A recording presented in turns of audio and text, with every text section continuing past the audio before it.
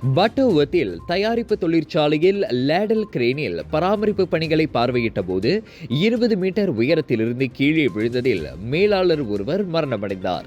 அந்த தொழிற்சாலையின் தொழிலாளர்கள் லேடல் கிரேனில் பராமரிப்பு பணியில் ஈடுபட்டிருந்த போது அதனை மேற்பார்வையிட்ட 51 வயதுடைய அவர் கீழே விழுந்தார் என முன்னோடி விசாரணையில் தெரிய வந்ததாக பினாங்கு வேலையிட பாதுகாப்பு மற்றும் சுகாதாரத்துறையின் இயக்குநர் ஹைரோசி அஸ்ரி தெரிவித்தார்.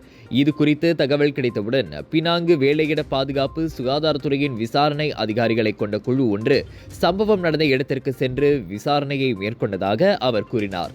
விசாரணை முடியும் வரை அந்த தொழிற்சாலை பகுதியில் வேலையை நிறுத்துவதற்கான உடனடி உத்தரவு பிறப்பிக்கப்பட்டதாக ஹைரோசி தெரிவித்தார்.